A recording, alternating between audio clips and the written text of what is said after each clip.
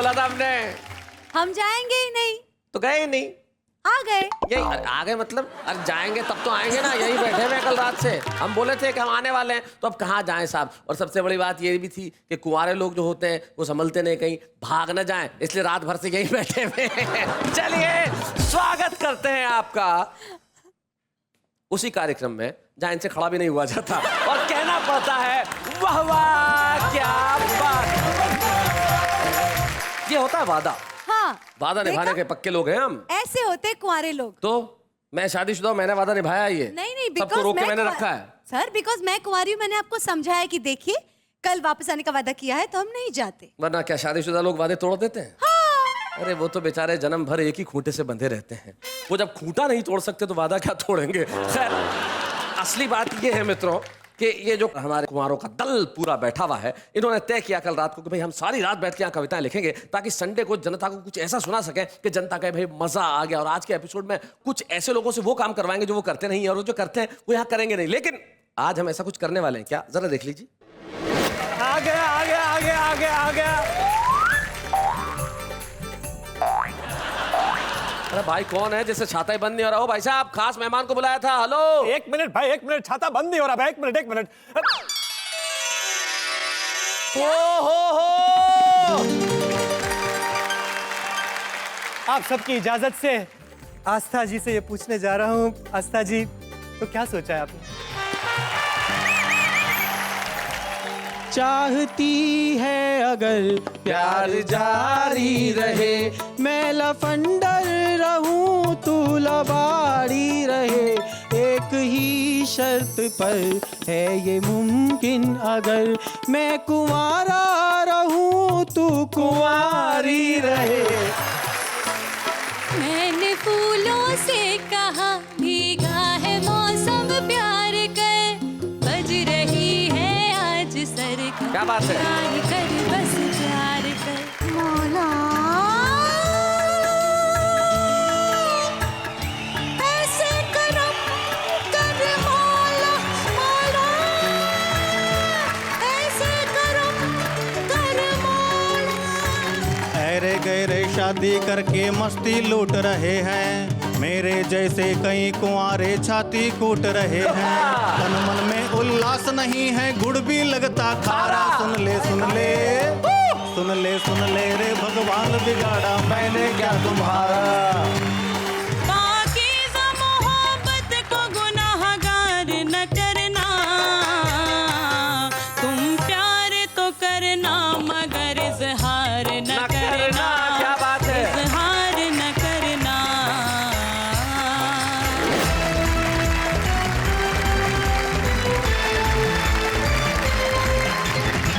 तो स्वागत है उस कार्यक्रम में जिसका नाम है वाह वाह क्या बात है। तो आइए इस एपिसोड में सबसे पहले हम बुलाते हैं उस कवि को जो जितना अनुभवी कुंवारा है उतना ही प्रतिभाशाली कवि भी है। चिराग जैन, जोरदार तालियों के साथ।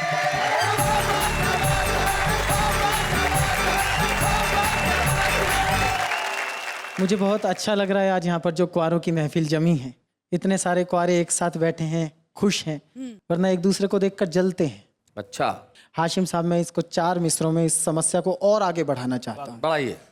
चाहे कर लो मलाल क्या होगा, अच्छा हाशिम साहब सुनिए।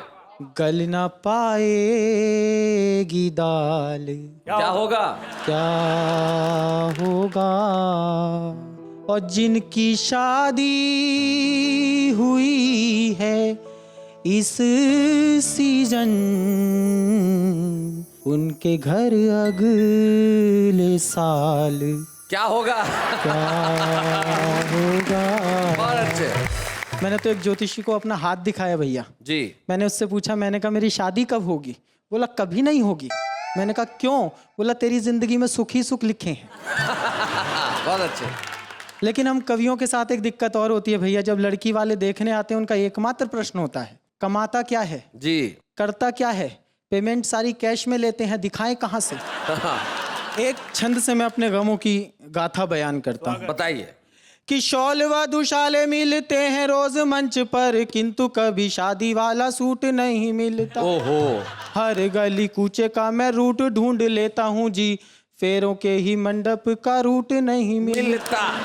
बंजर जमीनों पे फसल लहरा रही है, क्यों किसी बहार को ये ठूठ नहीं मिलता।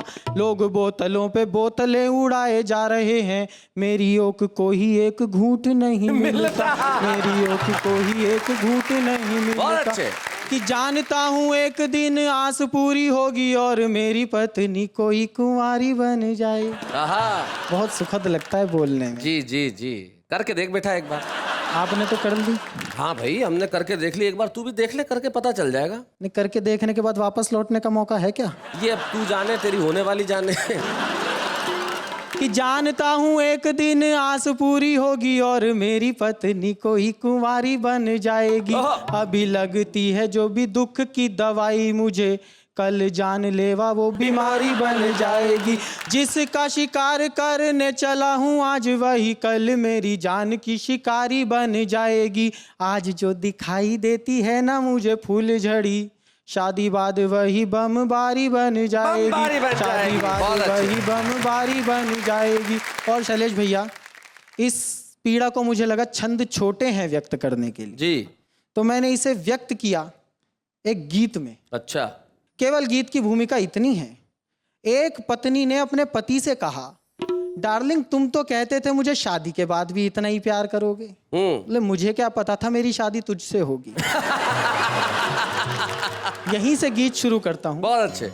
कि चाहती है अगर प्यार जारी रहे, ओहो। चाहती है अगर प्यार जारी रहे, मैं लफंडर रहूं तू लबाड़ी रहे। चाहती है अगर प्यार जारी रहे, मैं लफंडर रहूं तू लबाड़ी रहे। एक ही शर्त पर है ये मुमकिन अगर, क्या बात? एक ही शर्त पर है ये मुमकिन अगर, मैं कुंवारा रहूं तू कुंवारी रहे। चाहती है अगर प्यार जारी रहे। और बंद देखें, समस्या क्या होती है, आदमी जोश जोश में होश खो बैठता है जी। कि घर गृहस्थी के पचड़ों से बच जाए तो फिर मुहब्बत का नुकसान टल जाएगा। क्या बात है। हो गई चिल्पों बालकों की शुरू, तो हमारा दिवाला निकल जाएगा। और एक सूत्र वाक्य दीपक सैनी याद रखना, कि आशिकी के लिए है जरूरी बहुत, आशिकी के लिए है जरूरी बहुत, पाँव हल्के रहे जेब भारी रहे। चाहती है अगर प्यार जारी रहे, चाहती है अगर प्यार। और प्रेम देखिए साहब, केवल यही नहीं है कि तू बादल है मैं बदरी हूँ, कुछ और भी प्रेम हो सकता है जो एक्यूरेट प्रेम है। और हमारी दिल्ली में तो हो ही ऐसा सकता है। बंद सुने, कि जब कभी कोई मुझको छिछोरा कहे, तू तभी थोड़ी थोड़ी छिछोरी बने। मैं तेरे प्यार में कुछ जुगाड़ू बनूं, अच्छा। तू मेरे इश्क में कुछ टपोरी बने। टपोरी। तू मेरे इश्क में कुछ टपोरी बने। मैं मोहल्ले में रिक्शा चलाता फिरूं। क्या स्वप्न है, कितना बड़ा आदमी बनना चाहता है। देखो, मैं मोहल्ले में रिक्शा चलाता फिरूं, तू मेरी फिक्स सिंगल सवारी रहे। चाहती है अगर प्यार जारी रहे, चाहती है अगर प्यार जारी रहे। और समस्या और विकराल होती है जी। लड़कियों की ख्वाहिश होती है कि शादी कर लें। अब वहाँ पे उसे समझाना पड़ता है कि लड़कियां देख कर सोचते हैं सभी इनसे शादी करें या मोहब्बत करें। हाँ, ये लाइन बहुत बढ़िया है भैया। एक ही काम हो सकता भाई है बहुत एक के अच्छे। साथ। साल में 1-2 गिफ्ट देते रहें या कि हर रोज की जान आफत करें ओहो। या कि हर रोज की जान आफत करें। पाव भर बेर से काम चल जाए तो पाव भर बेर से काम चल जाए तो क्या जरूरी है आंगन में झाड़ी रहे। चाहती है अगर प्यार जारी रहे, चाहती है अगर प्यार जारी रहे। और अगर फिर भी ना माने, तू चाहती है कि शादी हो, मैं चाहता हूँ नहीं हो, मध्यम मार्ग। मध्यम मार्ग। हो जरूरी अगर ब्याह करना तुझे, तू किसी और के नाम हो जाइयो। अच्छा, हो जाइयो। मैं जमूरे सा चुपचाप तकता रहूं, तू बंदरिया सी गुमनाम हो जाइयो। तू बंदरिया सी गुमनाम हो जाइयो। फिर मेरी डुगडुगी पर मटक लीजियो। अच्छा। ऐसे ही फिर मेरी डुगडुगी पर मटक लीजियो। जब कभी घर से बाहर मदारी रहे, बहुत अच्छे। चाहती है अगर प्यार जारी रहे, मैं लफंडर रहूं तू लवाड़ी रहे। और अंतिम बंद जी। अंतिम बंद में मैंने इसके सारे समाधान कर दिए। क्यों मैं अपनी प्रेमिका से ऐसा कहना चाहता हूँ कि वो प्रेमिका ही रहे, पत्नी ना बने। मैं उसे उस दहशत से रूबरू कराना चाहता हूँ कि प्रेमिका के लिए मुस्कुराते रहे और पत्नी से सब नक चढ़े हो गए। क्या बात है। वाइफ ने टच किया बाल चिपके रहे, प्रेमिका ने छुआ तो खड़े हो गए। प्रेमिका ने छुआ तो खड़े हो गए। प्रेमिका एक एडवांस पेमेंट है। अच्छा। प्रेमिका एक एडवांस पेमेंट है और पत्नी हमेशा उधारी रहे। चाहती है अगर प्यार जारी रहे, मैं लफंडर रहूं तू लवाड़ी। भाई बहुत अच्छे।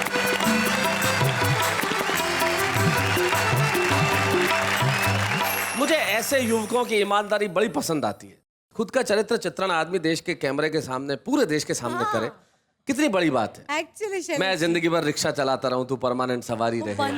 हाँ, बंदरिया, वो बंदरिया आपको काफी याद रही है ना। हाँ, मैं लफंडर रहूं तू लबाड़ी रहे। ऐसा चरित्र चित्रण करना आसान नहीं होता, क्योंकि देखो जीवन में आदमी अपना चरित्र चित्रण जब करता है तो ऐसे ही होता है। चिराग की शादी करने की इच्छा क्यों समाप्त हुई मैं बताता हूँ। हाँ। बैठी थी प्रेमिका और चिराग ने उसको बोला, देखो मैं बहुत दिनों से तुमसे एक बात छुपा रहा हूँ, मुझे माफ कर देना, असल में मेरी मंगनी हो चुकी है। ले। तो लड़की बोली, चिंता मत करो, आओ मैं तुम्हें अपने बच्चों से मिलवाती हूँ। तो जब सामने वाला भी ऐसा हो तो जिंदगी में सब कुछ संभव है। लेकिन नई पीढ़ी का प्यार भी कुछ नए ढंग से होने लगा है। पुराना जमाना तो रहा नहीं कि भाई पेड़ की डाल पकड़ के ऐसे हिलाते रहेंगे, मेरा बुलबुल सो रहा है शोर गुल न मचा, धीरे धीरे जा रे। पूरे गाने में हीरो हीरोइन 6.5 मिनट तक डाल पकड़ के खड़े ही रहते थे, धीरे धीरे जा रे। लेकिन नई पीढ़ी नए ढंग से प्यार करती है, और ये जो नए ढंग का प्यार क्या है ये हमें बता रही है आस्था नीरजपुरी। आइए।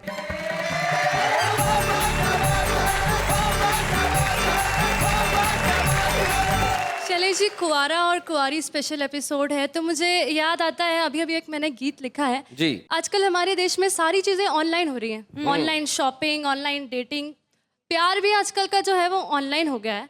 उसको मैंने किस तरह से गीत में सुना है। आज के मजनू और लैला का केवल एक ही रोना है, प्यार मोहब्बत सब कुछ इनको ऑनलाइन ही होना है। आज के मजनू और लैला का केवल एक ही रोना है, प्यार मोहब्बत सब कुछ इनको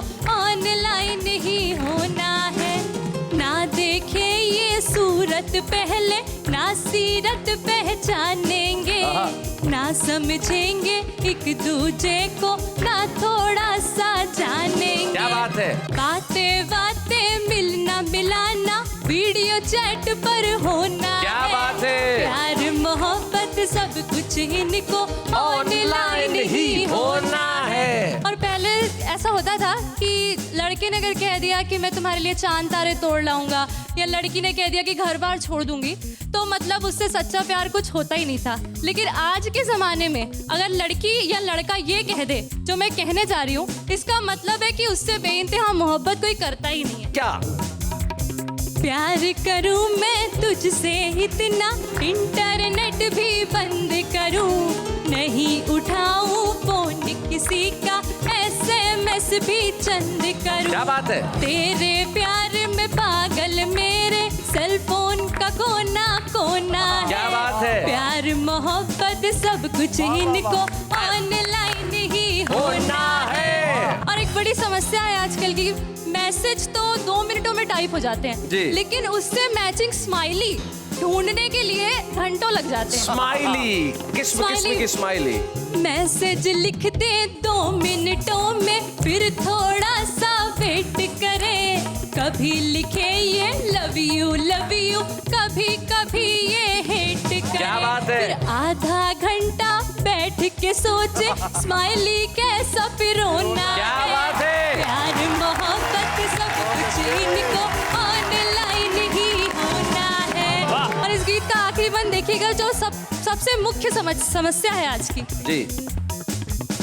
100 बार गिरा के मैंने मोबाइल फिर जोड़ा है, फोन काट के तुमने मेरे दिल को कितना तोड़ा है। अरे मोबाइल की बात करो तुम, दिल तो महज खिलौना है। प्यार मोहब्बत सब कुछ इनको ऑनलाइन ही होना है। आज के मजनू और लैला का केवल एक ही रोना है, प्यार मोहब्बत सब कुछ इनको ऑनलाइन ही होना है। वाह वाह वाह, वंडरफुल, बहुत बढ़िया आस्था। क्या बात। ये देखिए, नई पीढ़ी की कविता का सोच बिल्कुल अलग है, भाषा अलग है, भाव अलग है, लेकिन मूल भाव वही है। प्यार तो है लेकिन अलग ढंग से। प्रसंग बदल जाएं, प्रतीक बदल जाएं, लेकिन मोहब्बत कभी बदलती नहीं है। मेरे ख्याल से ये आस्था कहना चाहती है अपने अगले गीत के 2 बंदों में। मैंने फूलों से कहा, मैंने फूलों से कहा, भीगा है मौसम प्यार कर, बज रही है आज सरगम, प्यार कर बस प्यार कर। क्या बात है? मैंने फूलों से कहा, भीगा है मौसम प्यार कर, बज रही है आज सरगम, प्यार कर बस प्यार कर। मैं नवेली हूँ, हवा भी कर रही अटखेलियाँ, क्या बात है? छेड़ने मुझको लगी सखियाँ सभी सहेलियाँ। वाह वाह। आ रहे तेरे सजन, खुद को जरा तैयार कर। क्या बात है? प्यार कर बस प्यार कर, बस प्यार कर बस प्यार कर। वाह वाह। है अजब हलचल सी दिल में, तेज है धड़कन मेरी, आज संयम से शुरू होने लगी अनबन मेरी। क्या बात है? जीतने दे आज उनको, तुहार को स्वीकार कर। क्या बात है भाई, वाह वाह वाह वाह वाह वाह। प्यार कर बस प्यार कर, बस प्यार कर। देख बाहर भंवर गुनगुन कर रहे हैं बाग में, हर कली जलने लगी है प्यार की इस आग में। वाह। ऊक सी दिल में उठा, ऊक सी दिल में उठा, तू 16 श्रृंगार कर। क्या बात है? प्यार कर बस प्यार कर, बस प्यार कर, बस प्यार कर। मैंने फूलों से कहा, भीगा है मौसम प्यार कर, प्यार कर बस प्यार कर, बस प्यार कर, बस प्यार कर। आस्था, बहुत बहुत बहुत सुंदर ढंग से तुमने सुनाया, इसमें कोई शक नहीं। मैं आपके इस गीत के लिए, आपकी सोच के लिए, आपकी ये जो कविता की नई महक है उसके लिए कहना चाहता हूँ वाह वाह, क्या बात। कल निकहत ने बहुत खूबसूरत पढ़ा, आज आस्था ने बहुत खूबसूरत पढ़ा, और एक बहुत खूबसूरत स्वर हमारे बीच में और है जो मैं जानता हूँ जब यहाँ आके अपने शेर पढ़ेंगी तो आप कहेंगे वाह वाह क्या बात है। हम बुलाना चाहते हैं सबा बलरामपुरी को। प्लीज वेलकम सबा।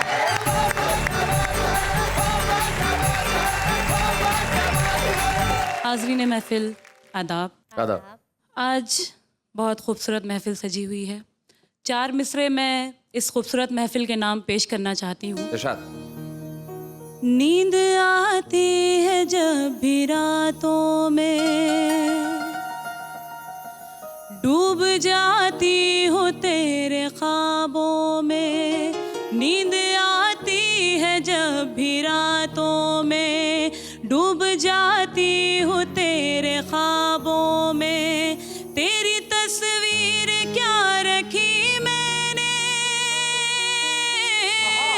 तेरी तस्वीर क्या रखी मैंने, खुशबू आने लगी किताबों में। क्या बात है भाई, वाह वाह वाह वाह। और 4 मिसरे और पेश करना चाहती हूँ, सुनिएगा। क्या बात। हर सहेली मेरी खुदा की कसम, हर सहेली मेरी खुदा की कसम, मुझसे नाराज दिखने लगती है। क्या हुआ है मेरी कलम को सबा, क्या हुआ है मेरी कलम को सबा, नाम तेरा ही लिखने लगती है। एक गजल के 2-3 शेर और पेश कर रही हूँ, जी सुनिएगा। इरशाद। जिंदगी में अब मेरी धूप है न साया है, वाह वाह। जिंदगी में अब मेरी धूप है न साया है। जब से दूर जाने का फैसला सुनाया क्या बात है। जब से दूर जाने का फैसला सुनाया है।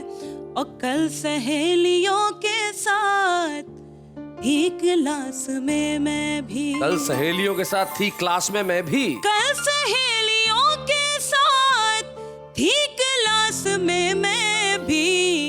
मुझको ये नहीं मालूम सर ने क्या पढ़ाया है। क्या बात है भाई, वाह वाह वाह सवा, बहुत बढ़िया, क्या बात है भाई, वाह वाह वाह।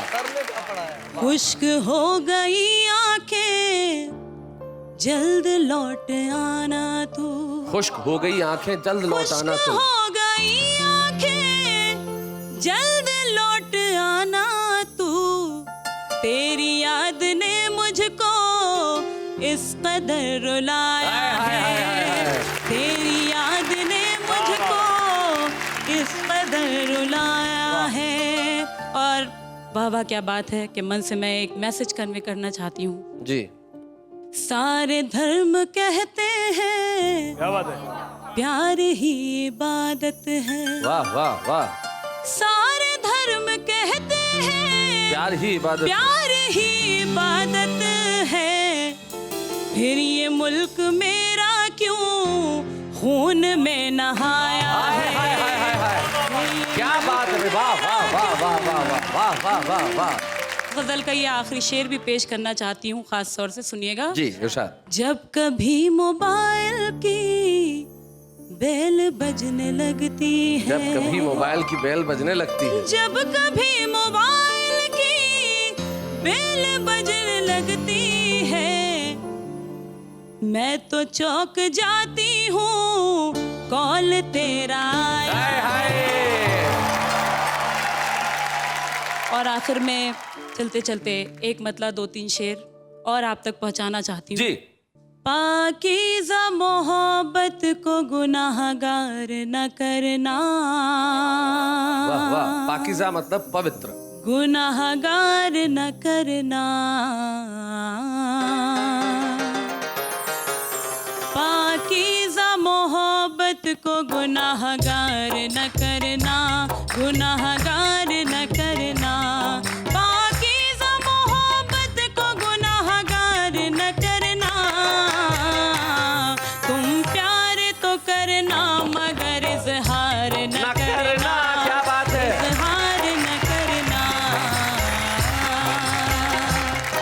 कुर्बानी का जज्बा तुम्हें विरसे में मिला है। क्या बात है, वाह वाह वाह वाह वाह, अच्छा मिसरा है, वाह। विरसे में मिला है, विरासत में। कुर्बानी का जज्बा तुम्हें विरसे में मिला है। वो जान अगर मांगे तो इनकार हाय, न हाय, करना, क्या बात है भाई, वाह वाह वाह वाह इनकार वाह। न करना। बहुत अच्छे। वो जान अगर मांगे तो इनकार न करना, इनकार न करना। मंदिर भी तुम्हारा है, ये मस्जिद भी तुम्हारी, मंदिर भी तुम्हारा है, ये मस्जिद भी तुम्हारी। बस इतनी गुजारिश है कि मिसमार न हाय, हाय, हाय, करना, हाय, क्या बात है। मिसमार न करना। और सामने मेरी बहनें बैठी हुई हैं, स्टेज पे भी हैं। मैं ये शेर उनकी नज़र करना चाहती हूँ, पेश करती हूँ, सुनिएगा। सूरत से बड़ी चीज है महबूब की सीरत, महबूब की सीरत। सूरत से बड़ी चीज है महबूब की सीरत। आवारा हवाओं से कभी प्यार न करना, कभी प्यार न करना। आवारा हवाओं से कभी प्यार न करना, कभी प्यार न करना। अश्कों में न बह जाए कहीं गम का खजाना, क्या मिसरा है भाई, वाह वाह। कहीं गम का खजाना। अश्कों में न बह जाए कहीं गम का खजाना। अश्कों में न बह जाए कहीं गम का खजाना। सोए हुए तूफान को बेदार न करना, क्या बात है। बेदार न करना। पाकीज़ा मोहब्बत को गुनाहगार न करना, गुनाहगार। आस्था कहती है प्यार कर, बस प्यार कर, बस प्यार कर। दीपक सैनी कहते हैं कि मैं तो कुंवारा ही भला। हाशिम कहते हैं कि मोहब्बत होनी चाहिए। चिराग कहते हैं कि भाई शादी हो जाए तो बढ़िया, लेकिन ना हो तो ज़्यादा बढ़िया। अब ज़िंदगी के अंदर सवाल इतने सारे हैं कि अभी तक पता नहीं चल रहा कि आखिर कौन ज़्यादा सुखी है, कुंवारे ज़्यादा सुखी हैं या शादीशुदा लोग ज़्यादा सुखी हैं। लेकिन हम चाहते हैं कि अभी ख़त्म हो जाए ये बातचीत का काम, उसके लिए एक अल्पविराम।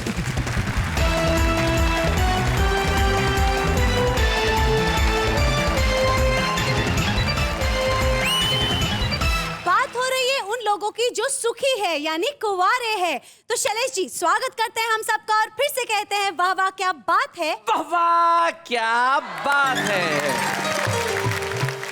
हम एक ऐसे कलाकार को बुलाने जा रहे हैं जिन्हें सारा देश जानता है। उन्होंने अपनी अभिनय प्रतिभा से देश के टेलीविजन दर्शकों का दिल इस कदर जीत लिया कि हर आदमी उन्हें देखना चाहता है, हर आदमी उन्हें सुनना चाहता है और हर आदमी उन्हें देखते ही हंसने लगता है। तो भाई इंतजार किस बात का है, बुलाते हैं हमारे खास मेहमान को। आइए। आ गया आ गया आ गया आ गया आ गया। अरे भाई कौन है जिससे छाता ही बंद नहीं हो रहा हो? भाई साहब खास मेहमान को बुलाया था। हेलो। एक मिनट भाई, एक मिनट, छाता बंद नहीं हो रहा भाई, एक मिनट एक मिनट। हो इस देश के अखंड कुंवारे, चिर कुंवारे, तारक मेहता का उल्टा चश्मा के पत्रकार पोपटलाल। एक मिनट भाई, गलत इंट्रोडक्शन मत दीजिए भाई। हैं? क्यों? मैं पत्रकार पोपटलाल हूं ही नहीं। तो कौन हो भाई आप? मैं इस देश का वरिष्ठ युवा कवि पोपटलाल। अभी थोड़ी देर पहले जैसे मुझे पता चला कि आज वाह वाह क्या बात है में कुंवारे कवि स्पेशल है और आस्था जी आने वाली है, बस तब से मैं कवि बन गया। हे भगवान, मुझे पता ही था कि ऐसा कुछ आज होगा। बाय द वे कवि पोपटलाल जी, हाँ जी। किस तरह की कविताएं पढ़ते हैं आप? हाँ मेरे अंदर एक स्पेशल टैलेंट है, मैं कविताएं पढ़ता नहीं हूँ, अच्छा सिर्फ सुनता हूँ अच्छा। और फिर जरूरत पड़ने पर उन्हीं कविताओं को वापस पढ़ देता हूँ। वो तो ये भी यही करते हैं। लेकिन शादी क्यों नहीं हो रही ये तो बताओ यार। अभी कुछ दिन पहले मैं एक मोहतरमा के घर चला गया, इन्हीं की तरह खूबसूरत थी, तो मैं रिश्ता लेकर चला गया उनके घर। खुद ही? हाँ खुद ही, अभी तो खुद ही जाने लगा हूँ मैं। मुझे ये बताया गया था कि लड़की जो है वो कविताएं करती है। अच्छा। तो वहां गया और फिर मुझे पूछा गया कि आपको क्या क्या जीवन में पसंद है, तो मुझे लगा उनको अच्छा लगेगा, इसलिए मैंने बोल दिया कि मैं सुबह दोपहर शाम रात सिर्फ और सिर्फ कविता के बारे में सोचता हूँ। अच्छा। मेरे सपने में सिर्फ कविताएं आती है, और अगर मुझे जीवन में कोई एक चीज पसंद हो तो वो सिर्फ कविता है। अच्छा। आपको पता है, लड़की के पिताजी ने मुझे धक्के मार के घर से बाहर निकाल दिया। क्यों? अरे लड़की की माँ का नाम कविता निकला। अब दूसरा किस्सा सुनिए। एक दूसरे घर में क्या हुआ? लगभग सब फिक्स हो चुका था, सब। फिर मैंने उनसे कहा कि उनकी गली से जब हम गुजरे, अजीब इत्तेफाक था। क्या बात है, क्या बात है? उनकी गली से गुजरे, अजीब इत्तेफाक था, उन्होंने हमारी ओर फूल फेंका, गमला भी साथ था। ओहो।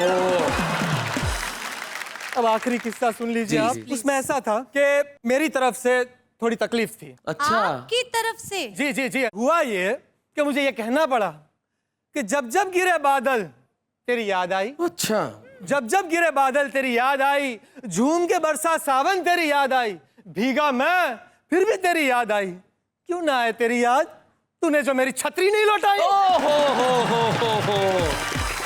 मेरे छाते के साथ खिलवाड़ मुझे पसंद ही नहीं है, आज जी। मुझे दूसरा छाता लाना पड़ा। नहीं, वो लड़की तो कैंसिल। लेकिन आज मुझे पता है कि वाह क्या बात है कि मंच पर मेरा जीवन साथी ढूंढने का इतने वर्षों का जो संघर्ष है वो बस खत्म होने ही जा रहा है, क्योंकि मैं आप सबकी इजाजत से आस्था जी से ये पूछने जा रहा हूँ। आस्था जी, तो क्या सोचा है आपने? आपके जज्बातों की बहुत कदर करती हूँ, लेकिन मैं ऑलरेडी इंगेज्ड हूँ अंकल।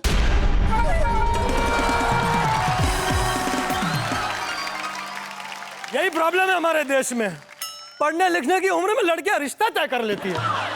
अंकल क्या होता है? अंकल, मैं अंकल बिल्कुल नहीं हूँ, मैं इस देश का सबसे वरिष्ठ युवा पत्रकार पोपटलाल हूँ। अभी तो कह रहे थे कि आप कवि हैं। नहीं रहा मैं कवि, मैं पोपटलाल ही ठीक हूँ और पत्रकार ही ठीक हूँ। कवि की ये हालत होती है।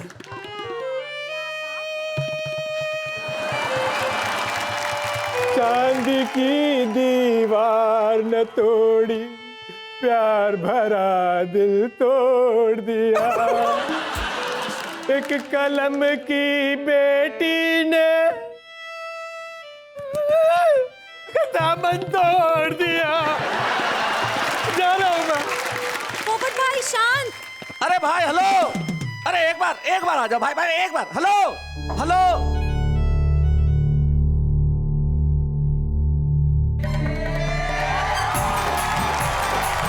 Shyam Pathak. Thank you so much.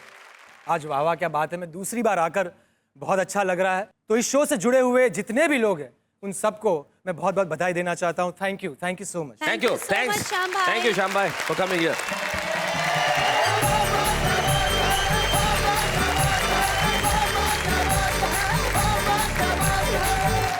हम जानते हैं कि आप इंतजार कर रहे हैं हमारे आज के छुपे रुस्तम का। कौन होंगे हमारे छुपे रुस्तम जो इस कुमारा स्पेशल एपिसोड में आके अपनी व्यथा कथा सुनाने वाले हैं, और इसलिए हम लेके आ रहे हैं हमारे बीच में कैसे छुपे रुस्तम को जो अपने कुमारेपन से बेहद दुखी है, और क्या कहने वाले हैं लीजिए सुनते हैं उनसे। कपासन राजस्थान के शंकर सुखवाल।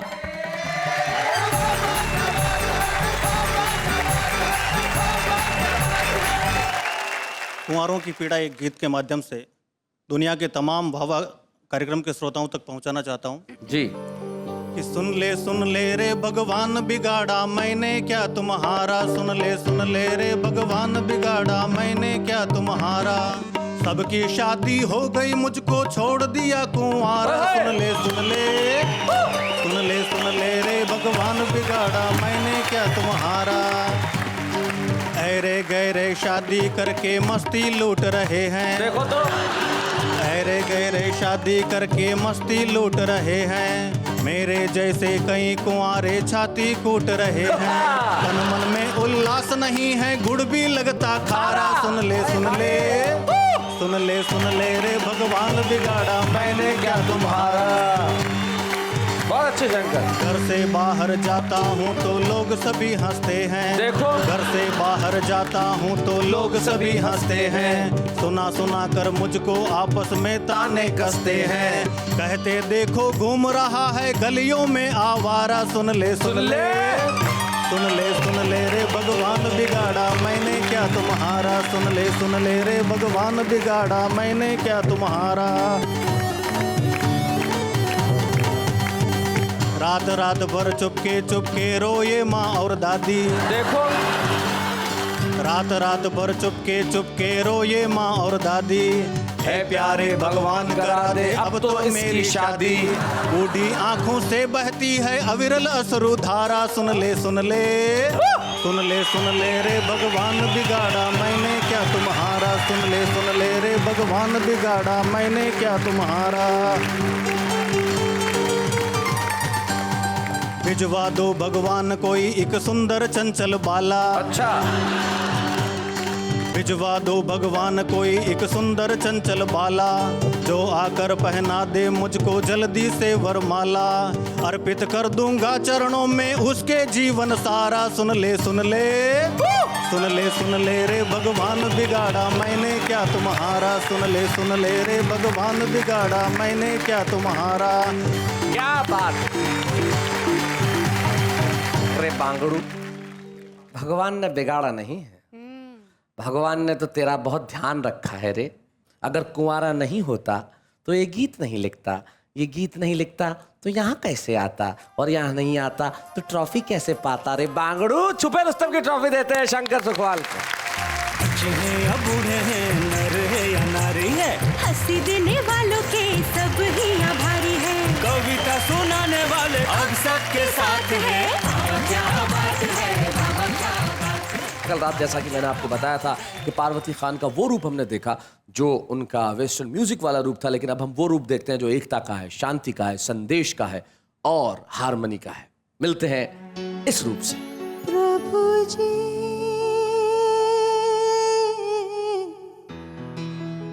प्रभु जी प्रभु जी, रूह की अर्ज सुनो, जख्मों के दर्द सुनो, आंसू का दर्द सुनो। हम सब अज्ञानों को ज्ञानी बना दे मौला, ऐसे करम कर मौला। क्या बात है।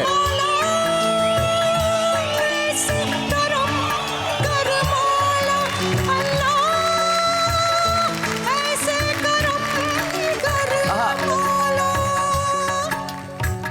प्रभु जी प्रभु जी प्रभु जी प्रभु। क्या बात। खुद के अंदर जो दुश्मन बैठे हैं उनको मिटा दे, दुआ मांगते हैं। आपस में जो फर्क हो रहा है उसको मिटा दे, दुआ मांगते क्या बात है, वाह वाह हैं। वाह। जिस अंधियारे ने खौफ को जन्मा उसको मिटा दे, दुआ मांगते हैं, दुआ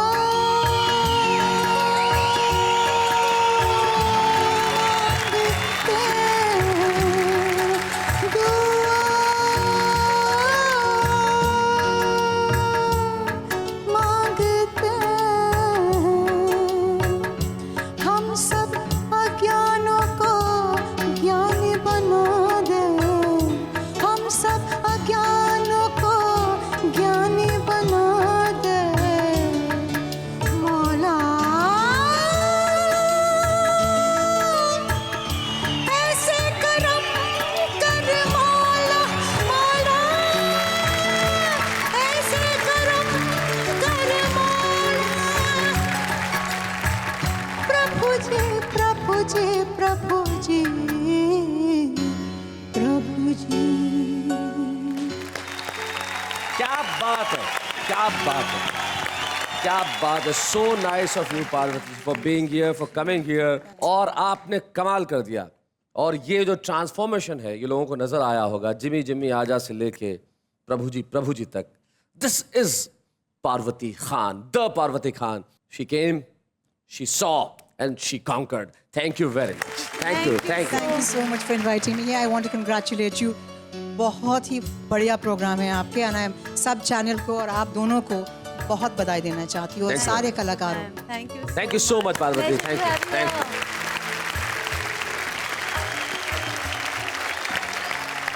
मेरा ख्याल से इस गीत को सुनने के बाद कुछ कहने की आवश्यकता नहीं है। हम, आप और सारी दुनिया यही चाहती है कि खुशहाल हो ये सारी दुनिया तमाम, लेकिन इस वक्त एक अल्प विराम।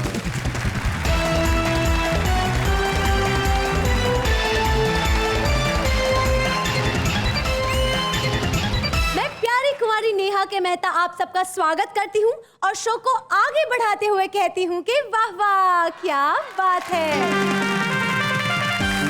कुंवारी तो ठीक है, प्यारी मतलब क्या? प्यारी कुंवारी, you know, rhyming, I mean से। तो आगे फुलवारी है, गाड़ी की सवारी, तू मेरा मैं तुम्हारी, तू चाय में खारी। तो ये राइमिंग का मतलब ये थोड़ी होता कुछ भी जोड़ दो। आचार्य जी, आज के बाद ध्यान रखेंगे हम। रखेंगे हम मतलब कौन, पूरा खानदान? बोलो ध्यान रखूंगी मैं। आचार्य जी, आज के बाद ध्यान रखूंगी मैं। देखो जी, कविता भी कैसे कैसे लोगों की जबान चखरी है। मैं समझता था लड़की है पर ये तो बकरी है। ऐसी ही तुकबंदी हम सुनने वाले हैं। उसकी गलियों के चक्कर काट काट कर कुत्ते भी हमारे यार हो गए। वो तो हमारे हो ना सके, पर हम कुत्तों के सरदार हो गए। सब कुछ कह दूंगी ना तो उनका मुंह काला हो जाएगा, सबके सामने उनका कैरेक्टर ढीला हो जाएगा। मन तो करता है बेवफा को 100 जूते मारूं, पर छोड़ो यारो, मेरा जूता ही काला हो जाएगा। इश्क को दर्द कहने वालों सुनो, यह दर्द हमने भी अपने सर लिया है। हमारी निगाहों से बचकर आप कहाँ जाओगे, हमने तो आपके मोहल्ले में ही घर लिया है। तन्हाइयों में जियोगी तुम कब तक, तन्हाइयों में जियोगी तुम कब तक। कैमरामैन प्रफुल्ल के साथ दीपक चौरसिया अब तक। भूल से कोई भूल हुई तो उसे भूल समझ के भूल जाना। यारो अगली लाइन तो मैं खुद भूल गया, वो मुझे याद तो दिलाना।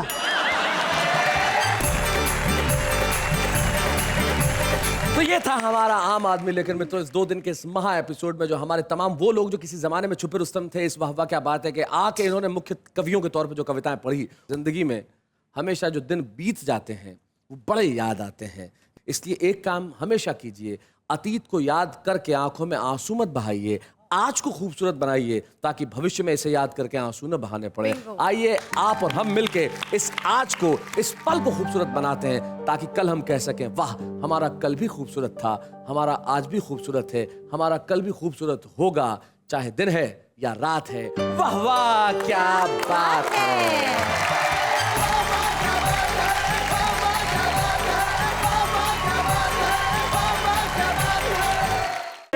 महेंद्र पार्टी जीतेगी, जीतेगी भाई जीतेगी, महेंद्र पार्टी जीतेगी, जीतेगी भाई जीतेगी, महेंद्र पार्टी जीतेगी, भाई जीतेगी, महेंद्र पार्टी जीतेगी, जीतेगी भाई जीतेगी, महेंद्र पार्टी जीतेगी, महेंद्र पार्टी जीतेगी, महेंद्र पार्टी जीतेगी, भाई जीतेगी।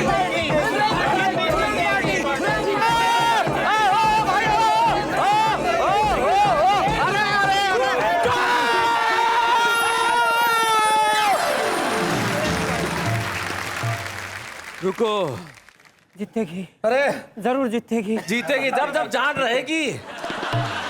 तो और जोर से बोला तो भाई साहब फिर कभी जीत क्या उठ ना पाओगे। आराम से, जीतेगी, आराम से, इनकी औरत इनको पीटेगी। अरे जीतेगी। फैसला हो जाएगा कि कौन जीतेगा, लेकिन अपने अपने स्थान पे जरा एक बार आप बैठ जाइए प्लीज। हिंदुस्तान के कविता के इतिहास में पहली बार ऐसा है कि ऐसा मंच सजा है जिसमें इधर जो महेंद्र पार्टी है उसमें देश के वो कवि हैं जो कि सारे के सारे महेंद्र हैं, और इधर जो सुरेंद्र पार्टी है उसमें देश के वो कवि हैं जो कि सारे के सारे सुरेंद्र हैं। पहली बार हम ऐसा एक मेगा एपिसोड पेश करने जा रहे हैं जिसमें आज के एपिसोड के अंदर सारे महेंद्र सुनाएंगे कविताएं और कल सारे सुरेंद्र सुनाएंगे कविता। लेकिन जैसा कि हमने आपको कहा था कि एक्स्ट्रा बहुत कुछ होने वाला है, कुछ ऐसे एक्स्ट्रा कवियों को आज हम लेके आएंगे जो एक्स्ट्रा ऑर्डिनरी है। लेकिन उसके पहले हम उन्हें बुला लेते हैं जो क्या है, खुद ही देख लीजिए।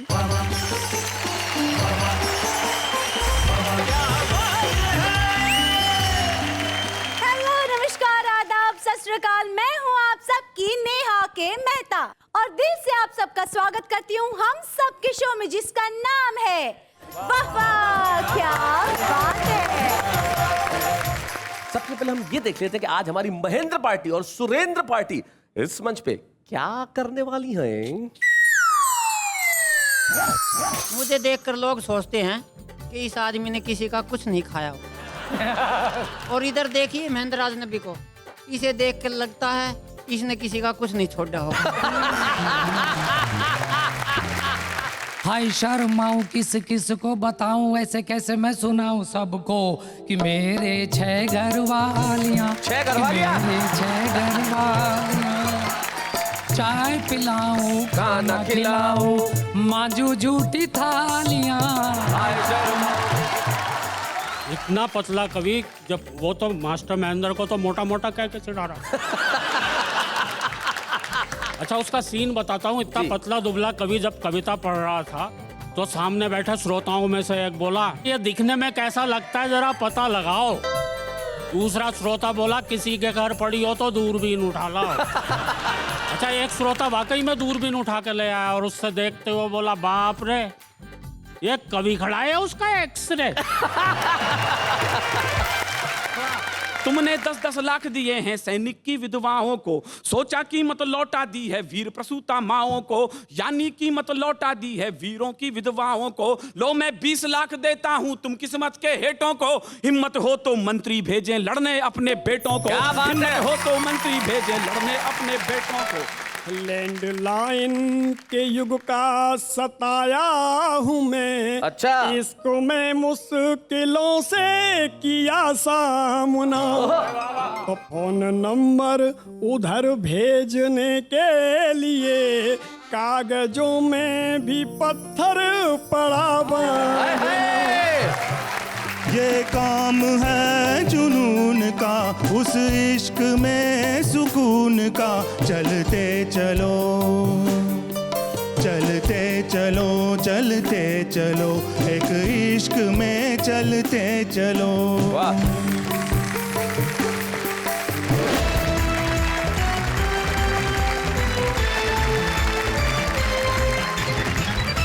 सबसे पहले मिल लेते हैं हमारे इन साथियों से जो उधर हैं और इधर है। उधर अखिल भारतीय महेंद्र पार्टी और इधर है अखिल भारतीय सुरेंद्र पार्टी। जरा आप देखिए, उधर 2 सूट के बीच में कुर्ता, इधर भी 2 सूट के बीच में कुर्ता, और एक दूसरे को ऐसे देख रहे हैं जैसे निकाल देंगे भुरता। लेकिन अभी हम समझ लेते हैं सबसे पहले सूट में जो बैठे हुए हैं, जिनका सूट का वजन शरीर के वजन से ज्यादा है, इनका नाम मास्टर महेंद्र है और हरियाणा से हमारे बीच में आते हैं और खास एक रस्टिक अंदाज में कविताएं पढ़ते हैं। उनके पास जो बैठे हैं महेंद्र अजनबी। महेंद्र अजनबी इस देश के श्रेष्ठ हास्य व्यंग्य के कवियों में से एक कवि हैं, और उनके पास जो बैठे हैं महेंद्र शर्मा, वो किस रस के कवि हैं ये खोज का विषय है। तो ये है अखिल भारतीय महेंद्र पार्टी, इधर है अखिल भारतीय सुरेंद्र पार्टी। और सबसे बड़ी बात यह है कि सुरेंद्र पार्टी में कि सुरेंद्र तो सब है, लेकिन 2 सुरेंद्र दुबे हैं। एक ये जयपुर के सुरेंद्र दुबे हैं, एक छत्तीसगढ़ रायपुर के सुरेंद्र दुबे हैं। लेकिन ये जो बीच में सुरेंद्र दुबे बैठे हैं छत्तीसगढ़ वाले, ये पद्मश्री सुरेंद्र दुबे हैं। और जो मंच के अंत में जो बैठे हैं वो सुरेंद्र यादवेंद्र हैं, वो हमारे बीच में कोटा राजस्थान से आते हैं। ये है कुल मिला के अखिल भारतीय सुरेंद्र पार्टी। तो क्या कहती हैं आप, किस पार्टी के सिपाही को और सैनिक को सबसे पहले बुलाया जाए? देखिए, इंद्र तो सब दोनों नामों में सेम है, कॉमन फैक्टर, तो आप जिसको चाहे बुला सकते हैं। क्या बढ़िया, गजब का बात। मुझे एक बात बताइए, चाकू और नेहा के बेहता की बातों में क्या फर्क होता है? पूछिए क्या? क्या? चाकू में कम से कम पॉइंट तो होता है। खैर, अभी हम आगे बढ़ते हैं और सबसे पहले शुरुआत करते हैं अखिल भारतीय महेंद्र पार्टी के महेंद्र।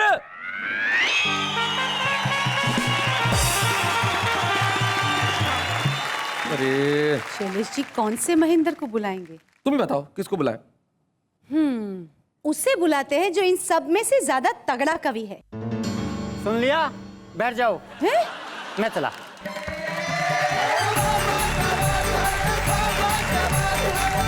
मैं विरोधी पार्टी वालों को बताना चाहता हूँ कि ये हड्डियों का ढांचा भी स्टील का काम करेगा। ये हड्डियों का ढांचा भी स्टील का काम करेगा और विरोधी पार्टी के ताबूत में कील का काम करेगा। वाह वाह वाह वाह वाह वाह। पहले तो चीटियां खींच ले जाती थी मुझको 4 पाई से। आजकल कोई भी खींच नहीं सकती है मुझको 4 पाई से। अच्छा। क्योंकि सारी डरती है मेरी मोटी लुगाई से। एक दिन मैंने पत्नी को कहा, अच्छा, वजन के हिसाब से किराया लगे मैं दुनिया का सबसे खुशनसीब आदमी होऊंगा। कहने लगी जिस दिन वजन के हिसाब से किराया लगने लग जाएगा उस दिन तेरे को बस में कौन बिठाएगा। बहुत अच्छे। कहने लगी तू बस अड्डे पे खड़ा रह जाएगा, बसों पे तख्ती लगा दी जाएगी, जिन सवारियों का वजन 20 किलो है कृपा वो ना चढ़े। और भाई साहब एक बात मैं आपको और बताना चाहूंगा, मुझे देखकर लोग सोचते हैं कि इस आदमी ने किसी का कुछ नहीं खाया होगा। और इधर देखिए महेंद्र राजनबी को, इसे देखकर लगता है इसने किसी का कुछ नहीं छोड़ा होगा।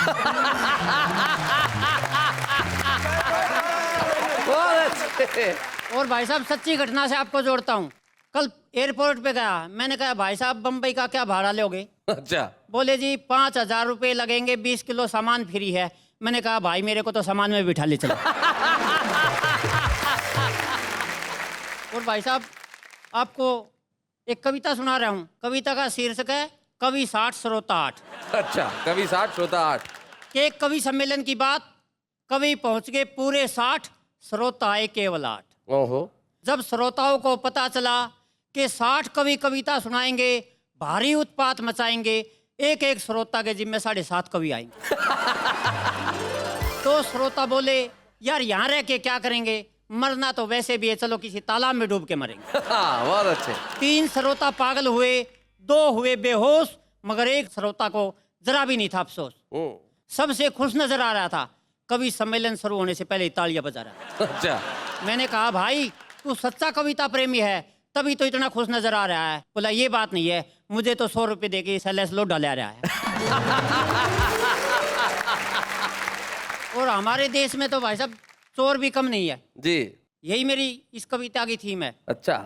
कि चोर की दाढ़ी में तिनका, ये मुहावरा है जिनका, वो वक्त के साथ चल सकते हैं, चाहे तो अपना मुहावरा बदल सकते हैं। अच्छा। क्योंकि आजकल के चोर तो ऐसो आराम में पलते हैं, जमाने के सामने गाड़ियों में चलते हैं। बहुत अच्छे। तिनका घुस जाए ऐसी गाड़ी ही नहीं रखते, और यदि तिनका घुस भी गया तो आजकल के चोर दाढ़ी ही नहीं रखते। क्या बात है, वाह वाह वाह वाह। भाई सुरेंद्र दुबे जी, आप अकेले हैं जिनकी दाढ़ी है इन 6 के बीच में, आप कुछ कहना चाहते हैं? मैं वो नहीं हूँ, ये जिक्र कर रहे हैं जिनका, पर आप बीच में बोल गए। इसे कहते हैं चोर की दाढ़ी में तिनका। बहुत अच्छे। एक छोटी सी कविता। हाँ जी। कविता का शीर्षक है वजन तोल मशीन। अच्छा, वजन तोल मशीन। कि बस अड्डे पे लगी वजन तोल मशीन पर जैसे ही मैं चढ़ा, रुपया डाला, बटन दबाया, एकदम चौक पड़ा। अच्छा। यह देखकर मेरा सिर चकराया, पर्ची पे मेरा वजन 186 किलो आया। ओहो। जब मशीन ऑपरेटर को यह बात बताई तो एक नई बात सामने आई। उसने बताया भाई साहब जब इस मशीन पे कोई 20 किलो की वस्तु चढ़ जाती है तो ये फिर उसका नहीं, ये अपना वजन बताती है। अरे बहुत अच्छे। मैंने कहा भैया वो दूसरी मशीन खड़ी है वो तो कुछ बड़ी है। बोला ये तो वर्षों से खराब पड़ी है। एक दिन इस पर सुरेंद्र दुबे चढ़ गए थे, उसी दिन इनके पुर्जे उखड़ गए थे। सुरेंद्र दुबे मशीन की ऐसी हालत कर गए, आजकल तो इसे कबाड़ी लेने से भी मुकर गए।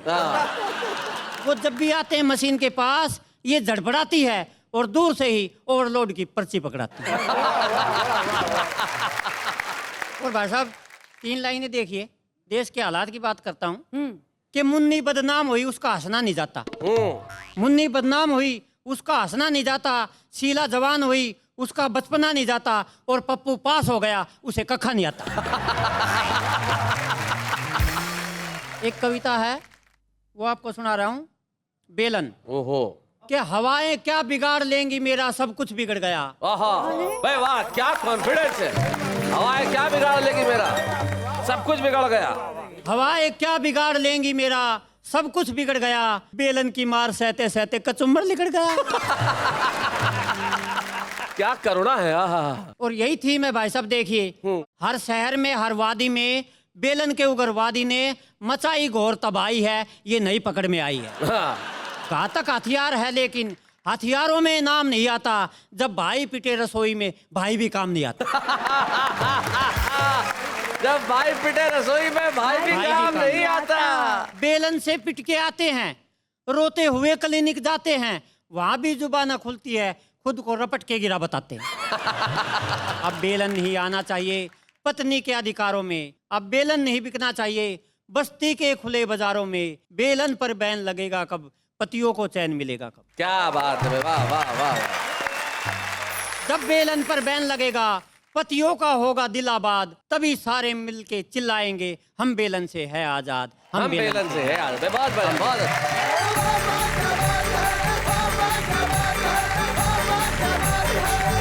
भाई बहुत अच्छे, बड़ा कमाल हो रहा है। मास्टर महेंद्र ने बेलन की व्यथा कथा सुनाई। देंगे, बड़े डरते हैं बीवी से, लेकिन बड़ा कमाल का काम करते थे, मतलब इनडायरेक्टली। एक बार ये बैंक गए अपनी पत्नी के साथ, उसी वक्त एक डकैत आ गया बैंक लूटने के लिए।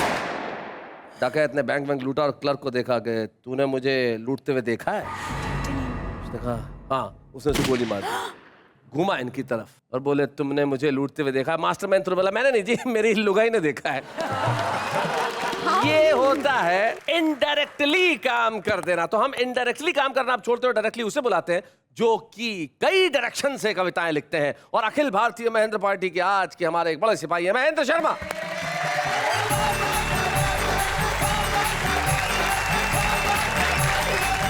नमस्कार। नमस्कार। चेतावनी। अच्छा। हमारे पार्टी के नेता को इस तरह घूर घूर देख रहे हो, निपटा देता हूँ। हाँ निपटा दो। सुरेंद्र पार्टी का एक नेता मंच पर चढ़कर बोला, खोल आदर्शों का झोला, मेरे देश में अत्याचार, अनाचार, व्याभिचार, भ्रष्टाचार, नशीले पदार्थों का अंधकार गुफ है, प्रशासन बहरा है, लंगड़ा है, चुप है, मेरा देश किधर जा रहा है? मेरा देश किधर जा रहा है? सामने से भीड़ से एक व्यक्ति बोला, देश तो यही है पर तू कहीं जरूर जा रहा है। देश तो यही है पर तू कहीं जरूर जा रहा है, लगता है कुछ लेके आ रहा है। नेता बोला, लोग मेरे भाषण पर हंस रहे हैं। तभी दूसरा बोला, भाषण पर नहीं, आपके कुर्ते पर हंस रहे हैं। वो बोला, कुर्ते में ऐसा क्या कर रखा है? बोला, शीशे में जाके देख, उल्टा पहन रखा है। बहुत अच्छे। एक टुकड़ा और देना चाहता हूँ जी, सुनिए। इस वाक्य को समझो, तुम इनके टुकड़ों पे पल रहे हो। सुनाना चाहता हूँ, सुनिए जी। एक व्यक्ति मंच पर बैठा लोगों को बुला रहा था, अपना जूता अपने सर पर ही घुमा रहा था। अच्छा। पास खड़े एक व्यक्ति से हम बोले, इसका ये सांस्कृतिक कार्यक्रम कब से चल रहा है? हाँ। वो बोला, तुझे क्या खल रहा है? ये ना ही किसी फिल्म का सीन है और ना ही फिल्म का अभिनेता है। असल में चुनाव में हारा हुआ ये एक बहुत बड़ा नेता है। अच्छा। असल में चुनाव में हारा हुआ ये एक बहुत बड़ा नेता है और ये जूता और कुछ नहीं, इनका चुनाव चिन्ह है। अगले चुनाव में भी ये लाभ उठा जाएगा। जीत गया तो जनता पर और हार गया तो खुद पर जूता बजाएगा, खुद पर जूता बजाएगा, खुद पर जूता बजाएगा। वैसे महेंद्र भाई, देश के लोग जो जनता बेचारी तड़प रही है और जूता हाथ में लेना चाहती है। ऐसा ही हुआ, एक बार लंबी लाइन लगी हुई थी राशन की दुकान पे, मिलता ही नहीं आसानी से। इतनी लंबी लाइन लगी हुई थी कि आदमी बोले, यार मैं इस विभाग के मंत्री को घर जाके जूते मार के आता हूँ। वो निकला और 1.5 मिनट में वापस आ गया। तो लोगों ने पूछा, इतनी जल्दी जूते भी मारा है? बोले नहीं नहीं, वहां जूते मारने के लिए इससे भी लंबी लाइन। ये हालात है इस देश के साहब, लेकिन आप क्या कहना चाहते हैं? एक डॉक्टर का क्लिनिक पर बोर्ड पर लिखा था रात का डॉक्टर। अच्छा। हमने पूछा, लोग आपको रात का डॉक्टर कहकर क्यों पुकारते हैं? वो बोला, दिन में मक्खियां और रात को मरीज मारते हैं। बहुत अच्छे। देखिए, ये दोनों पार्टी के नेता हैं। दरअसल में ये मुसीबत है जी। 3 मुसीबत इधर, 3 मुसीबत इधर और 3 मुसीबत इनके घर पे, 3 मुसीबत इनके घर पे। यानी 3 मुसीबत इधर, 3 मुसीबत, 6 मुसीबत के लिए आप कह रहे हैं। और उस मुसीबतों की बात कर रहा हूँ जो अदृश्य है लेकिन मैंने देखी। सुनाइए। हाय शर्माऊं। क्या स्वर है, वाह। शर्मा हूँ। अरे वाह, महेंद्र शर्मा जी बहुत अच्छे। हाय शर्मा हूँ। मस्ती से सुनिए। हाँ। हाय शर्माऊं, किस किस को बताऊं, ऐसे कैसे मैं सुनाऊं सबको कि मेरे 6 घर वालियां, 6 घर वालियां, मेरे 6 घर वालियां। चाय पिलाऊं, खाना खिलाऊं, चाय पिलाऊं, खाना खिलाऊं, मांजू झूठी थालियां। हाय शर्माऊं, किसी को बताऊं, ऐसे कैसे मैं सुनाऊं सबको कि मेरी 6 घर वालियां, मेरी 6 घर वालियां। पहली इधर से पहली घर वाली बड़ी है वो गुस्से वाली कि छाती पर चढ़ जाती है रूप धारण कर विकराली। उसके आगे छोटी लागे, उसके आगे छोटी लागे, ऐसी वैसी गालियाँ। किसी को बताऊं ऐसे कैसे मैं सुनाऊं सबको कि मेरी 6 घर वालियाँ, कि मेरे 6 घर वाली। रुकिए, आगे खतरनाक मोड़ है। दूसरी बीवी है मोटी, अच्छा। असल में लगती है छोटी, फड़कती है बोटी बोटी, सटकती है 35 रोटी। सटकती है 35 रोटी। क्या सटकाई है, क्या सटकाई है भैया? सुनिए।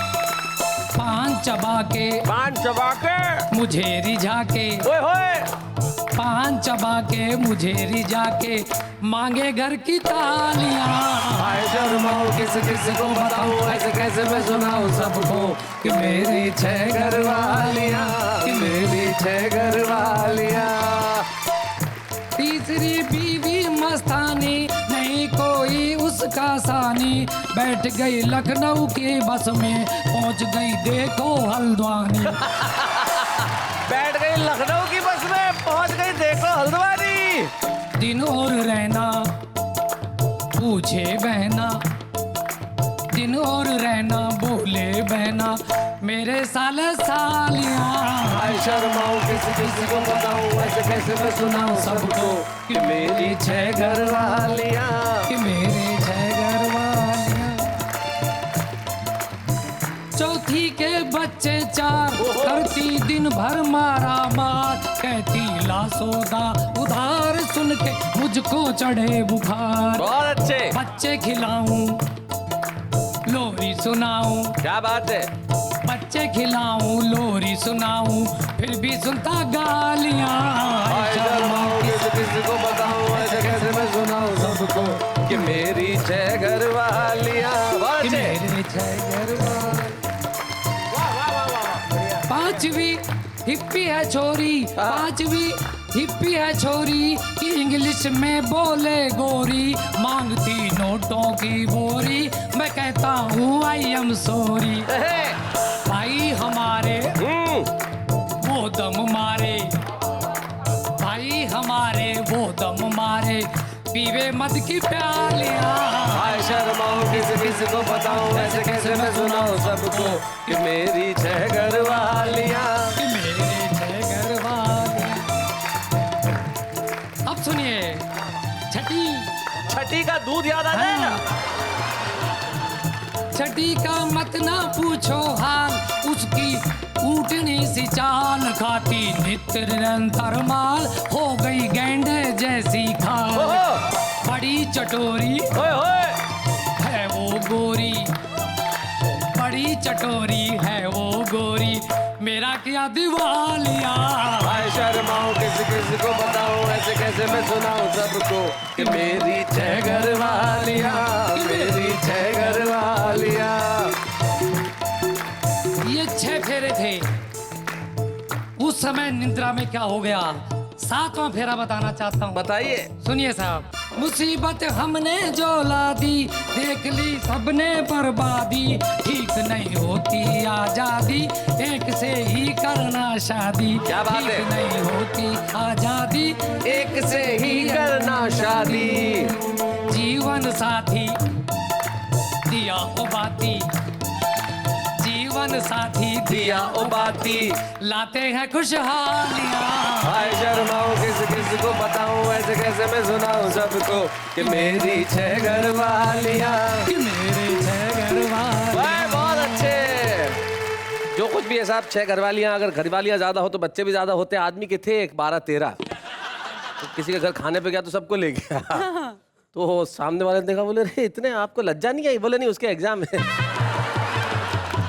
लेकिन हमारे बीच में एक ऐसा लज्जाशाली व्यक्तित्व बैठा है जिसे अपने बदन को विशाल करते हुए कतई लज्जा नहीं आती। जितना आकार वो खुद के शरीर को दे रहा है, उतना ही आकार लोगों को दे रहा है, क्योंकि वो इतना हंसाता है कि लोगों में खून बढ़ जाता है। आइए महेंद्र राज रवि।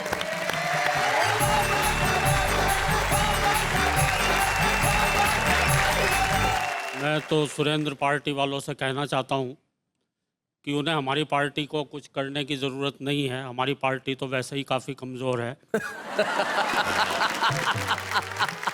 भाई साहब, इनसे भी पतला कवि है। अच्छा, वीर रस का ऊपर से। वीर रस का इतना पतला कवि, जब वो तो मास्टर महेंद्र को तो मोटा मोटा कह के चिढ़ा रहा था।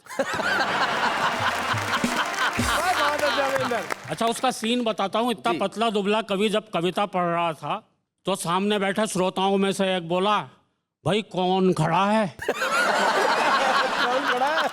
भाई कौन खड़ा है, दिखाई नहीं पड़ रहा। मुझे तो लगता है माइक खुद ही कविता पढ़ रहा है। उसकी बगल वाला श्रोता बोला, लगता है तू भी गच्चा खा गया है। अबे कवि तो खड़ा हुआ है, लेकिन गौर से देख माइक के डंडे की ओट में आ गया। एक श्रोता बोला, ये दिखने में कैसा लगता है, जरा पता लगाओ।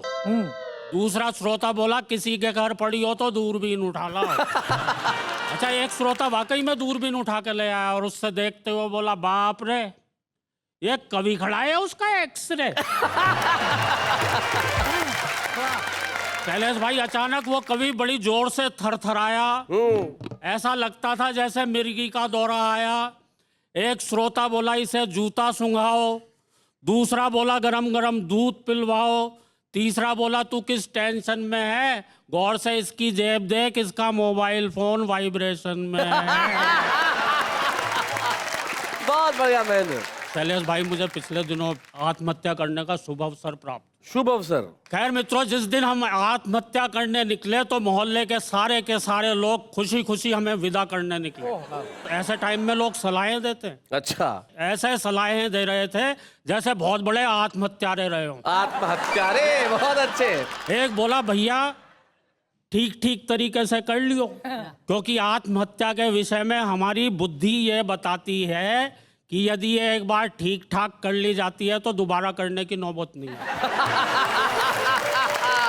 बहुत बढ़िया। एक बोला, जाके किसी नदी में कूद जा। मैंने कहा, यार नदी में कूद जा, नदी से तो मेरा दिल बहुत घबराता है क्योंकि मुझे तैरना ही नहीं आता है। वो बोला, तैरना नहीं आता है इसीलिए तो कह रहा हूँ नदी में कूद जा।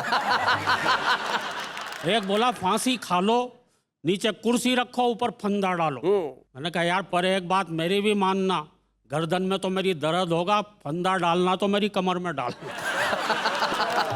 एक बोला, इसे चूहे मार दवा खिलवाओ। ओहो। दूसरा बोला, क्यों यार इसका मजाक बना रहे हो, एक हाथी को चूहे मार दवा खिलवा।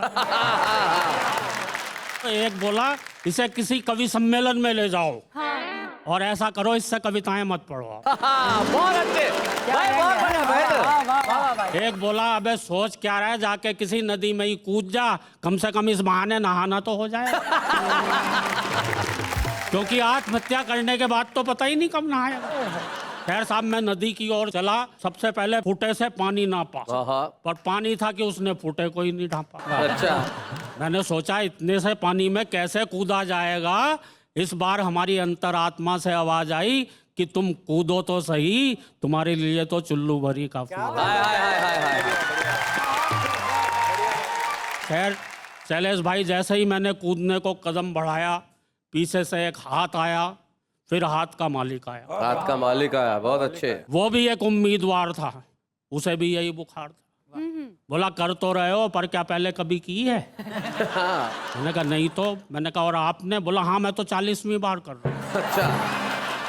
बहुत कोशिश की है, फिर भी नहीं मर रहा। मैंने कहा, 40वीं बार? लगता है आप तो काफी खानदानी आत्महत्यारे हैं। वो बोला, दोस्त तुम नहीं जानते, मैंने इस जीवन में, हाँ इसी जीवन में, एक नहीं दो नहीं कई कई की हैं आत्महत्याएं। किसे किसे बताएं, आत्महत्या तो तब की थी यार जब इस जीवन में, हाँ इसी जीवन में झूठ बोला था पहली बार। वाह वाह वाह वाह, बहुत अच्छे। जब चोरी की थी पहली बार, जब रिश्वत ली थी पहली बार तो दोस्त मैं खुद से ही डर गया था, सचमुच उसी दिन मर गया। क्या बात, वाह वाह। पहली बार तो दोस्त मैं खुद से ही डर गया था, सचमुच उसी दिन ही मर गया था। तब भी की थी जब बेची थी नकली दवाएं, मिलावटी चीजें, नकली शराब, कितनों का उजाड़ा सुहाग। दोस्त मैं जिंदा कहाँ हूँ, मैं तो मर चुका हूँ, अपनी ही नहीं अपनी आत्मा की भी हत्या कर चुका। क्या बात है, वाह वाह। अपनी ही नहीं, अपनी आत्मा की भी हत्या कर चुका हूँ। मैं अपनी मौत से बहुत बहुत पहले मर चुका हूँ। इतना कहे वो वहाँ से गायब हो, न जाने किधर गया। और दोस्तों, उसकी बातों का मर्म समझकर मैं खुद भी मर गया। हाय हाय हाय हाय, खुद भी क्या बात है, वाह वाह।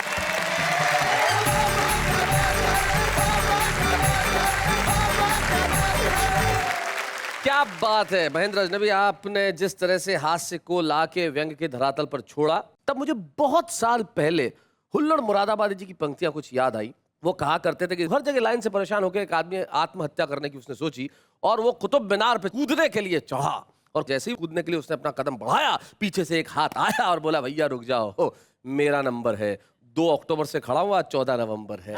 जिस देश में आत्महत्या करने के लिए भी पंक्ति लगती हो, वहां पे उस देश में इन समस्याओं का अंत न जाने कब होगा। लेकिन इस वक्त हम सिर्फ एक चीज का अंत कर रहे हैं। अरे हम इस सेगमेंट का अंत कर रहे हैं और तुरंत करते हैं वापस आने का काम। लेकिन इस वक्त एक अल्प विराम।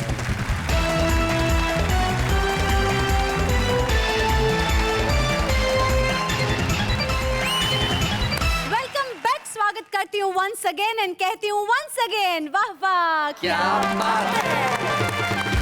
आज जब हमारे इस एपिसोड के अंदर हम 2 राजनीतिक पार्टियों की नुमाइंदगी करवा रहे हैं, उधर अखिल भारतीय महेंद्र पार्टी, इधर अखिल भारतीय सुरेंद्र पार्टी, उस वक्त हम एक ऐसे विशेष मेहमान को बुलाना चाहते हैं जिनकी कलम पुकार के कहती है कि आखिर इस देश के राजनेताओं ने इस देश का क्या हाल कर दिया है। आइए हम सुनते हैं हमारे आज के एक विशेष मेहमान, हमारे कवि मित्र विनीत चौहान।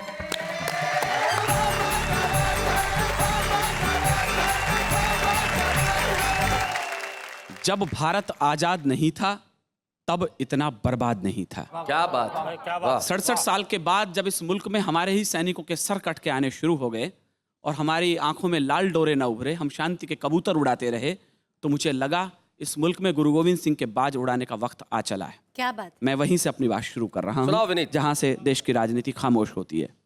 कि कब तक हम दोहराएंगे इस कायरता की भाषा को, कब तक हम ढोते जाएंगे हिंसा की परिभाषा को, कितना शीश झुकाएंगे हम आतंकी दरवाजों पर, कब तक मौन रहेंगे बोलो दिल्ली के आदेशों पर।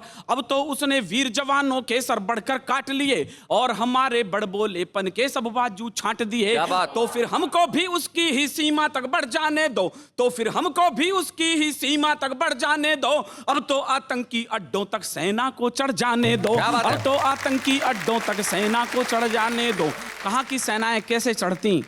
जब राजनीतिक गलियारों से बेहुदे बयान शुरू आने हुए कि वो तो सेना में भर्ती ही मरने के लिए होते हैं, तो मुझे लगा इस मुल्क के नेताओं पर कुछ कहना चाहिए कि तुमको फर्क नहीं पड़ता है उनके मरने जीने में, जो संगीने झेल रहे थे अपने नंगे सीने पे। तुम तो छिपकर बैठ गए थे संसद के तय खाने में, तुम तो छिपकर बैठ गए थे संसद के तय खाने में। हमने 8 शेर खोए तब चंद सियार बचाने में, हमने 8 शेर खोए तब चंद सियार बचाने में। मैंने उत्तर दिया उन नेताओं को जिन्होंने कहा कि 10 लाख रुपए देकर विधवाओं के सिंदूर की कीमत लौटा दी है। वो 4 लाइन शायद आपको सर्वाधिक पसंद आए कि तुमने 10-10 लाख दिए हैं सैनिक की विधवाओं को, सोचा कीमत लौटा दी है वीर प्रसूता माओं को, यानी कीमत लौटा दी है वीरों की विधवाओं को। लो मैं 20 लाख देता हूं तुम किस्मत के हेटों को, लो मैं 20 लाख देता हूं तुम किस्मत के हेटों को। हिम्मत हो तो मंत्री भेजें लड़ने अपने बेटों को, हिम्मत हो तो मंत्री भेजें लड़ने अपने बेटों को। एक कविता विशेष मुझे लगता है आज के दिन मुझे कहनी चाहिए। जब हमारे सैनिक लड़ रहे होते हैं तो उनकी भाषाएं क्या होती हैं सीमाओं पर। मैं एक सैनिक की चिट्ठी पढ़ता हूं जो मुझे सर्वाधिक प्रिय कविता है। सुनाओ विनीत।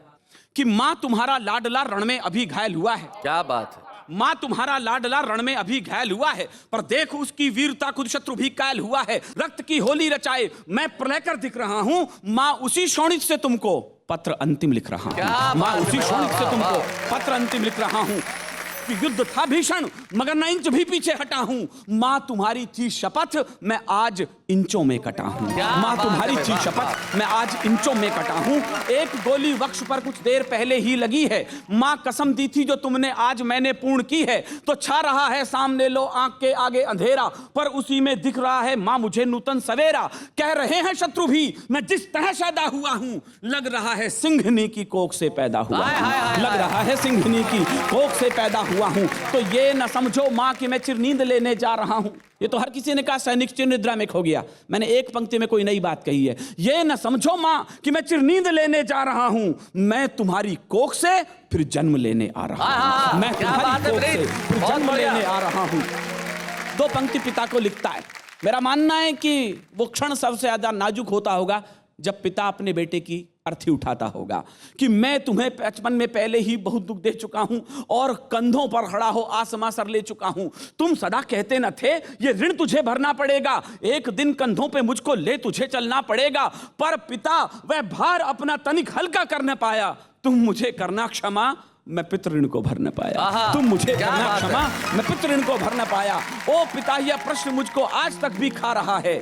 आज भी यह सुत तुम्हारे कंधों पर ही जा रहा है। आज भी यह सुत तुम्हारे कंधों पर ही।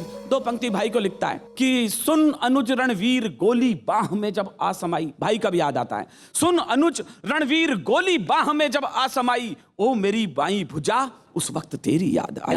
ओ मेरी बाई भुजा उस वक्त तेरी याद आई। मैं तुझे बाहों से अब आकाश दे सकता नहीं हूं, लौट कर भी आऊंगा, विश्वास दे सकता नहीं हूं, पर अनुज विश्वास रखना मैं नहीं थक कर पड़ूंगा। तुम भरोसा पूर्ण रखना, सांस अंतिम तक लड़ूंगा। तुम भरोसा पूर्ण रखना, सांस अंतिम तक लड़ूंगा।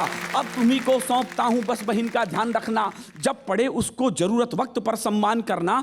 तुम उसे कहना कि रक्षा पर्व जब भी आएगा, भाई अंबर में नजर आशीष देता आएगा। तुम उसे कहना कि रक्षा पर्व जब भी आएगा, भाई अंबर में नजर आशीष। अंतिम पंक्ति पत्नी से कहता है, मेरी मान्यता है कि हमारे यहाँ पर 7 फेरे लेने के बाद पत्नी 7 जन्मों की यात्री हो जाती है। बस उसी की पीड़ा को मैंने व्यक्त किया अंतिम पंक्तियों में। अंत में तुमसे प्रिय मैं आज भी कुछ मांगता हूं, अंत में तुमसे प्रिय मैं आज भी कुछ मांगता हूं। है कठिन देना मगर निष्ठुर हृदय हो मांगता हूं कि तुम अमर सौभाग्य की बिंदिया सदा माथे सजाना। तुम अमर सौभाग्य की बिंदिया सदा माथे सजाना, हाथ में चूड़ी पहनकर पांव में मेहंदी रचाना। तुम नहीं वैधव्य की प्रतिमूर्तियां की साधिका हो, तुम नहीं वैधव्य की प्रतिमूर्तियां की साधिका हो, तुम अमर बलिदान की पुस्तक की पहली भूमिका हो। तुम अमर बलिदान की पुस्तक की पहली भूमिका हो। जानता हूं बालकों के प्रश्न को सुलझे ना होंगे, सैकड़ों ही प्रश्न होंगे जिनमें वे उलझे तो होंगे।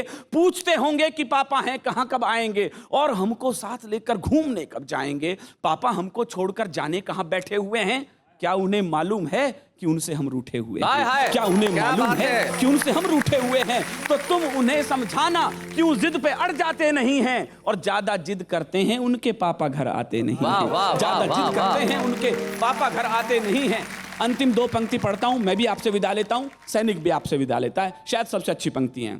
सप्तपद की यात्रा से तुम मेरी अर्धांगिनी हो, सप्तपद की यात्रा से तुम मेरी अर्धांगिनी हो। 7 जन्मों तक बजोगी तुम अमर वैरागिनी हो, 7 जन्मों तक बजोगी तुम अमर वैरागिनी हो। इसलिए अधिकार तुमसे बिन बताए ले रहा हूं, मांग का सिंदूर तेरा मातृभू को दे रहा हूं। विनीत चौहान, आप यहाँ आए इसके लिए बहुत बहुत शुक्रिया और आपने एक श्रेष्ठ कविता हमको दी। क्या बात, वाह, थैंक यू।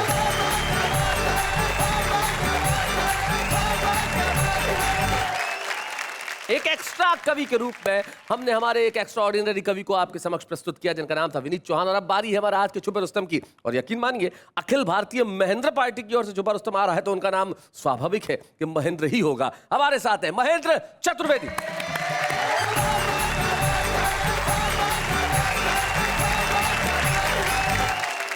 मैं महेंद्र चतुर्वेदी आप सभी को नमस्कार करता हूं साहब जी। मुक्तक देखिएगा कि भेड़िए लंच में सादा पुलाव लाए हैं, बहुत अच्छे। मेमने शेर के हाथों गुलाब पाए हैं, लोमड़ी हाथ जोड़े सबको राम राम करे, लग रहा देश में फिर से चुनाव आए हैं। मित्रों, मैं दरअसल लैंडलाइन के जमाने का हूं जी, और उस लैंडलाइन के युग की व्यथा कथा मैं आपको सुना रहा हूं इस गीत के माध्यम से जी। सुनिएगा सर। लैंडलाइन के युग का सताया हूं मैं, अच्छा, इसको मैं मुश्किलों से किया सामना, फोन नंबर उधर भेजने के लिए कागजों में भी पत्थर पड़ा बांधने। कौन रोजाना सबको मिलाता रहा, जिसके घर होने की जब थी संभावना। और मम्मी पापा जी उनके विलन बन गए, पूरी होने नहीं दी मेरी कामना। बाद मुद्दत के एक रोज घंटी बजी, दिल ने समझाया होगी कोई रांझना। और मेरे कानों में मिश्री सी घुलने लगी, बोली पहचानो मुझको मेरे साजना। क्या बात है। दिल उछल कर खुशी से हलक में फंसा, दोनों हाथों से उसको पड़ा थामना। और नाम नंबर लिखा था कहाँ फोन पर, इतना मुश्किल था अब उसको पहचानना।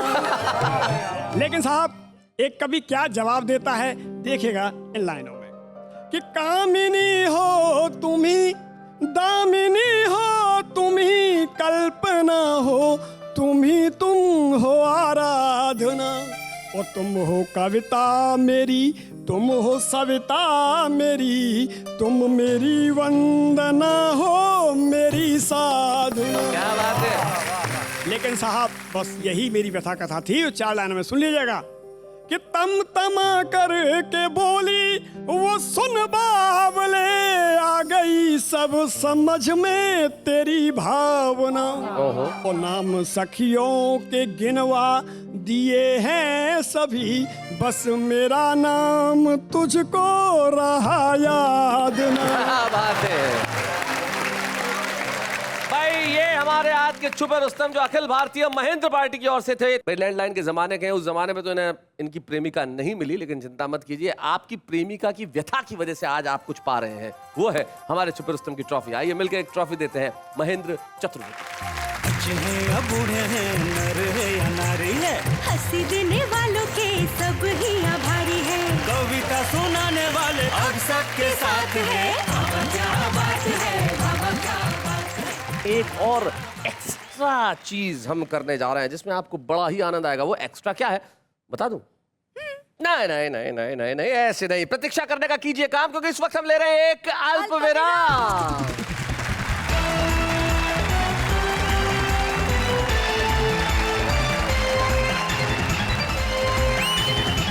Welcome back. और फिर से मेरे साथ एक बार कहिए कि वाह वाह क्या बात है। जिंदगी के अंदर कविताएं लिखने के लिए जरूरी नहीं है कि आप कवि ही हो। हमारे साथ एक ऐसा ही उद्योगपति आज है जो वैसे तो व्यवसायी है लेकिन कविताएं लिखते हैं वो भी दिल से। आइए मिलते हैं आशीष गर्ग से।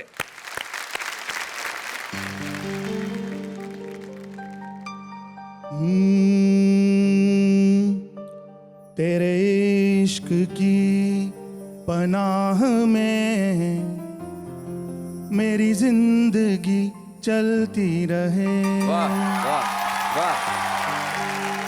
वो चाहतों के सिलसिले दीवानगी बढ़ती रहे। क्या बात है। जिस रोज तेरा नाम लेके यूं ही निकल पड़ूं। क्या बात है। हो रहमतों की बारिशें तेरी आशिकी बढ़ती रहे। क्या बात है। बहुत बहुत निगाहों में वो बस गए, घन इश्क के बरस गए। क्या बात है। उस मेहरबां के नाम के अब इश्क में अटक गए। क्या बात। वाह वाह।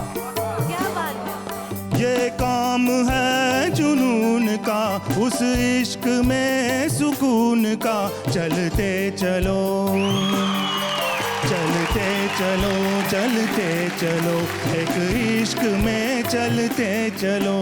क्या बात है। वाह वाह वाह वाह। एक इश्क में जीते चलो, एक इश्क पे मरते चलो।